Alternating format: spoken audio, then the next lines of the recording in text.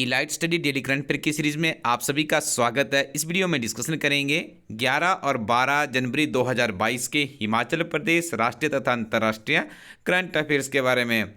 आपको एक सूचना से अवगत करवा दें, जिस दिन हमारा वीडियोस कई बार टेक्निकल रीजंस या इंटरनेट के इशू के कारण हम अपलोड नहीं कर पाते हैं, तो हमारी कोशिश रहती है कि आपको नेक्स्ट डे वो वीडियो हम दे दिया करेंगे।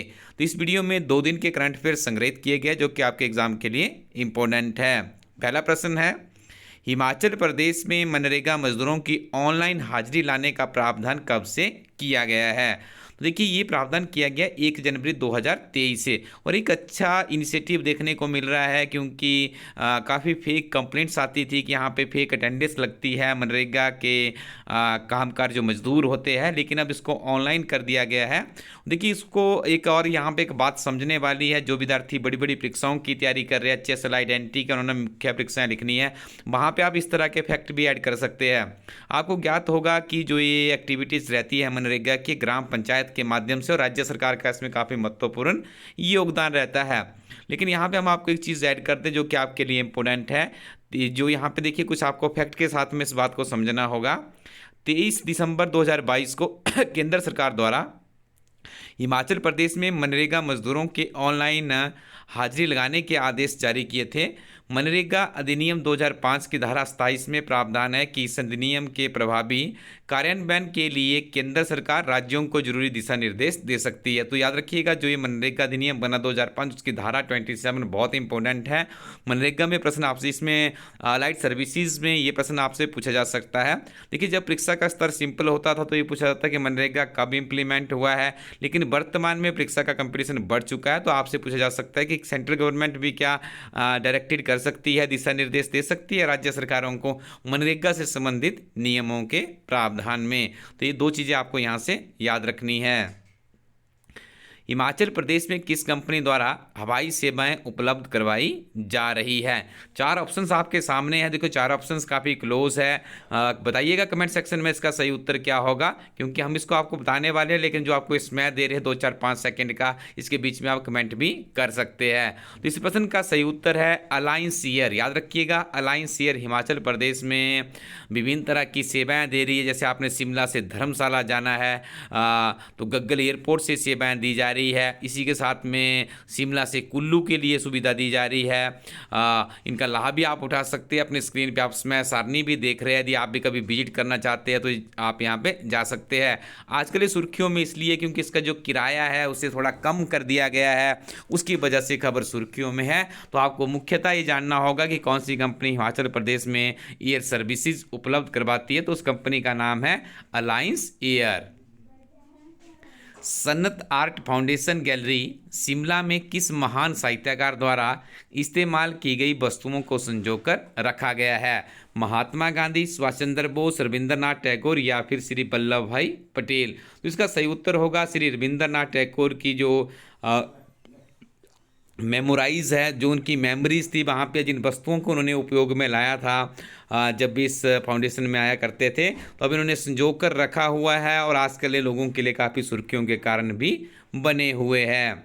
तो ये आपको यहाँ पे एक चीज़ और याद रखनी होगी, ये जो गैलरी है इसका जो मेंटेनेंस और इसको जो संजोने का काम है, ये चित्रकार है असित कुमार हालदार। तो इन्होंने देखिए इनकी मूर्तियों को सनत चटर्जी को उपहार के तौर पर दिया था, और इस म्यूजियम को आम लोगों के लिए अब खोल दिया गया है। ये प्रश्न हमारा मुख्यतः हिमाचल प्रदेश सर्विस कमीशन शिमला की जो परीक्षाएं होती है उसमें प्रश्न बहुत बार पूछा जाता है, चाहे आप जेई की परीक्षा दे रहे हैं या आप STO असिस्टेंट इंजीनियर का एग्ज़ाम दे रहे हैं या कॉलेज कैडर का एग्ज़ाम दे रहे हैं। इस तरह के प्रश्न वहाँ पे देखने को मिलते हैं। वर्ष 2021-22 में पुलिस प्रशिक्षण में उत्कृष्टता के लिए हिमाचल प्रदेश के कितने प्रशिक्षकों को केंद्रीय गृह मंत्री पद केंद्रीय जो इनका पदक होता है सेंट्रल गवर्नमेंट का, उससे वहाँ पे सम्मानित किया गया है? तो आपको बता दें, ये जो सेंट्रल गृह मंत्री के तरफ से इनको जो पदक दिया गया है, ये 4 लोग हैं। 4 लोग कौन कौन से हैं? पुलिस अधीक्षक है राजेश चंद्र छाजटा, और सहायक निरीक्षक है सतपाल इंदौर, और सहायक उप निरीक्षक है कृष्ण चंद आउटडोर। और मुख्य आरक्षी है यहाँ पे कुलतार सिंह, तो आउटडोर शामिल है, ये आपने याद रखना है। ये 4 लोग हैं। और देखिए पुलिस प्रशिक्षण में जो नव रिक्रूटमेंट होती है, नई भर्तियां होती है, उनके जो प्रशिक्षण का कार्यक्रम होता है उसका संचालन ये करते हैं। हिमाचल प्रदेश से संबंध रखने वाले सुबंश ठाकुर और गोल्डी खान किस खेल से जुड़े हुए हैं? इस प्रश्न को देख करके हिमाचल प्रदेश में हाल ही में जो कॉलेज कैडर की परीक्षाएं हुई है उनकी याद आ जाती है, क्योंकि उसमें अक्सर प्रश्न आपको स्पोर्ट्स से संबंधित इस तरह का प्रश्न देखने को मिलता था। तो याद रखिएगा, नए युवा खिलाड़ी है सुबंश ठाकुर और गोल्डी खान, जो कि वेट लिफ्टर से जुड़े हुए हैं। तो आपको बता दें, इन्होंने हिमाचल प्रदेश में वेट लिफ्टर सुबंश ठाकुर और गोल्डी खान ने राष्ट्रीय वेट लिफ्टिंग प्रतियोगिता में पदक जीतकर प्रदेश का नाम भी रोशन किया है। वर्तमान में हिमाचल प्रदेश सरकार के ऋण का आंकड़ा कितने करोड़ तक पहुंच गया है? तो इसका आंकड़ा बताया जा रहा है 75,000 करोड़ रुपए। और आपने देखा होगा प्रदेश सरकार द्वारा कुछ इसमें पहले वैट और डीजल के ऊपर जो डीजल और पेट्रोल के ऊपर जो वैट लगता था उसमें भी बढ़ोतरी की गई है। उसके पीछे का कारण ये है कि हिमाचल प्रदेश में एकदम से बहुत ज़्यादा ऋण बढ़ गया था, तो कुछ कंट्रोल करने का यहाँ पे प्रयास किया जा रहा है। आगे हम डिस्कशन करेंगे 11 और 12 जनवरी 2023 के राष्ट्रीय तथा अंतर्राष्ट्रीय करंट अफेयर्स के बारे में। पहला प्रश्न है, 10 जनवरी 2023 को विश्व हिंदी दिवस के उपलक्ष्य पर विश्व का सबसे बड़ा सर्वभाषा कवि सम्मेलन 2023 कहाँ पर आयोजित किया गया? विश्व का सबसे बड़ा है। और इसमें प्रश्न में ही आपको एक और चीज़ समझने को मिल गई है कि विश्व हिंदी दिवस कब मनाया जाता है? 10 जनवरी को। तो आपने 4 ऑप्शनों में से बताना है कि जो विश्व का सबसे बड़ा सर्वभाषा, मतलब जहाँ पे विभिन्न तरह की भाषाओं के कवियों को बुलाया गया था, तो इसका आयोजन किया गया है आकाशवाणी के रंग भवन सभागार में। इस सम्मेलन में देश भर के जाने माने 42 कवि और कवियत्रियों ने 22 भारतीय भाषाओं में अपनी रचनाओं का वाचन भी किया है। 26 में राष्ट्रीय युवा महोत्सव का आयोजन कहाँ पर किया गया? तो देखिए, इसका आयोजन किया गया है कर्नाटक के धारवाड़ हुबली में। याद रखिएगा, यह महोत्सव स्वामी विवेकानंद की जो जयंती होती है, जो कि 12 जनवरी 2023 को मनाई जाती है, उसके उपलक्ष्य पर इसका आयोजन किया गया है। तो केरल ने कल मलप्पुरम जिले के किस स्टेडियम में फुटबॉल के ड्रीम गोल पेनल्टी शूट आउट में 12 घंटे के भीतर 4,500 पेनल्टी किक लगाकर Guinness book of world record में अपना नाम दर्ज कराया है? मैं आपको एक चीज़ यहाँ पे ऐड कर दूँ, ये करंट अफेयर की क्वालिटी है बहुत ही उच्च स्तरीय है।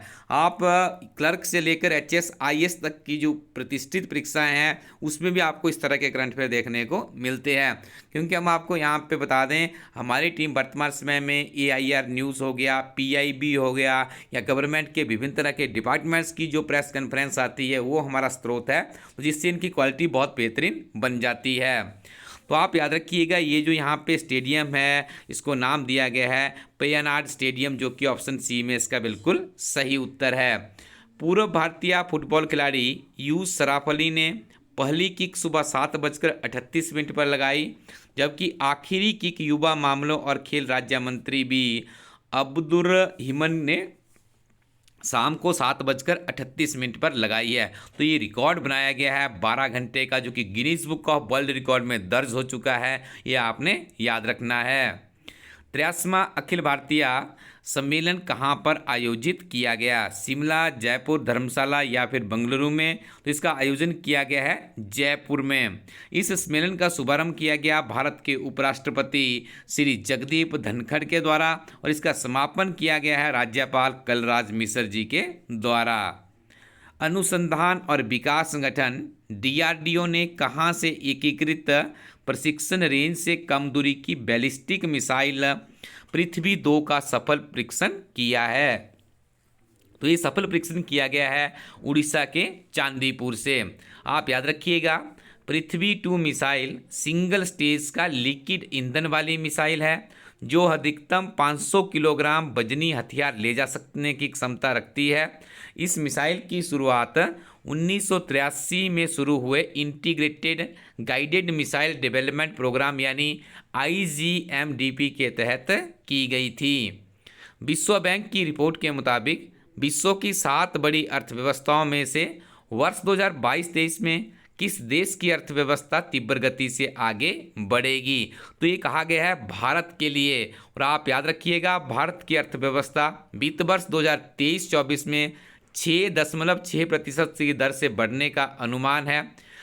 विश्व बैंक ने इस वर्ष वैश्विक वृद्धि दर के अपने पहले के 3% के अनुमान को घटाकर 1.7% कर दिया है। तो भारत देखिए अर्थव्यवस्था के क्षेत्र में हमारा देश काफ़ी आगे बढ़ रहा है, हमारी इकोनॉमी ग्रो कर रही है और विश्व की 7 बड़ी अर्थव्यवस्थाओं में सबसे ज़्यादा जो यहाँ पे विकास दर की बात कही जा रही है भारत के लिए कही जा रही है और विश्व बैंक जैसे प्रतिष्ठित संस्थान के द्वारा ये बात कही है। तो ये एक अच्छा आने वाले समय के लिए एक अच्छा संकेत माना जा सकता है। भारतीय फिल्म RRR के सुपरहिट गीत नाट्टू नाट्टू को सर्वश्रेष्ठ मौलिक गीत के लिए किस पुरस्कार से सम्मानित किया गया है? तो इन्हें दिया गया है प्रतिष्ठित गोल्डन ग्लोब पुरस्कार, जो कि ऑप्शन सी में इसका बिल्कुल सही उत्तर है।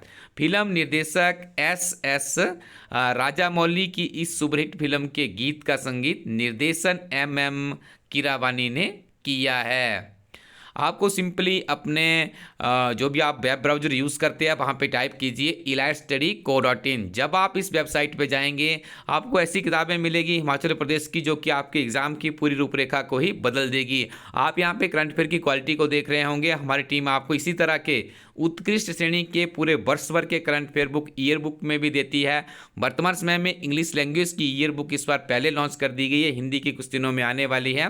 तो यहाँ पे आपको बता दें जो ये year book elite study team की आई है, इसमें 365 दिनों के आपको हिमाचल प्रदेश और गिरिराज समाचार पत्र के संक्षिप्त सारगर्भित नोट्स मिलेंगे, क्वेश्चंस मिलेंगे। आप इस किताब को जरूर लीजिएगा। महज 150 रुपीज़ में अवेलेबल करवाए जा रहे हैं वर्ष भर के करंट अफेयर्स।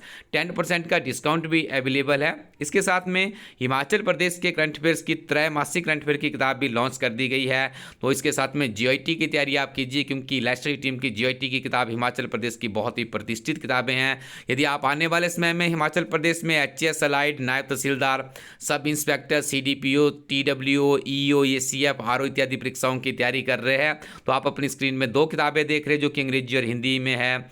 35 पुराने प्रश्न पत्र यहाँ पे सॉल्व किया गया है। इन दोनों किताबों के माध्यम से आप समझ सकते हैं कि इन परीक्षाओं में किस तरह के प्रश्न पूछे जाते हैं, Indian history, polity, economy, geography को क्या तवज्जो दी जाती है। तो ये सारा का सारा काम इन किताबों से हो जाएगा। कोचिंग के ऊपर आप हज़ारों रुपये खर्च करने से अच्छा है कि किसी अच्छी प्रतिष्ठित किताबों को आप पढ़िएगा।